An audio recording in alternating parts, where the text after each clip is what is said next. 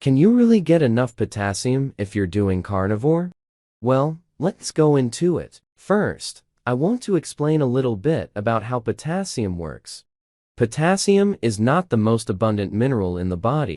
Calcium is because calcium is stored. But potassium is the mineral that you need the most out of any nutrient. As far as a daily amount, you need like 4,700 milligrams a day. That's a lot. So why do you need that much? Because potassium is involved in something called the sodium-potassium pump. And that's in all of your cells. It's a pump that allows the contraction and relaxation of your nerves. Not to mention the fluid inside and outside the cells. Let's talk about if you have too much potassium or too little potassium, okay? So too much potassium. The word for that is called hyperkalemia. That's too much potassium, not enough potassium. Alright, so what would cause a high level of potassium? Well, mainly it's going to be kidney disease because the kidney can't get rid of the potassium. And so it just builds up in the body.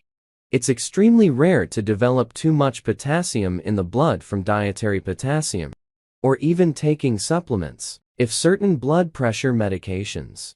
And it can also be a side effect of an adrenal condition called Addison's, which is a condition where your adrenals just aren't working, and you have these hormonal problems, where you're retaining more potassium and you're losing a ton of salt. This is why people with Addison's disease need to take a lot of salt. So, in other words, the more potassium you have, the less ratios of sodium you're going to have. And so typically, we need a 2-to-1 ratio, 2 times as much potassium as sodium. We need both, but we need the right ratios. Now, what's interesting is one of the side effects from taking too much potassium is diarrhea because it creates, like a laxative effect. Diuretics are a common cause of low potassium. Steroids are another cause of low potassium. Another interesting cause is a crush injury. So you have this injury where you have trauma. You lose a lot of potassium from that.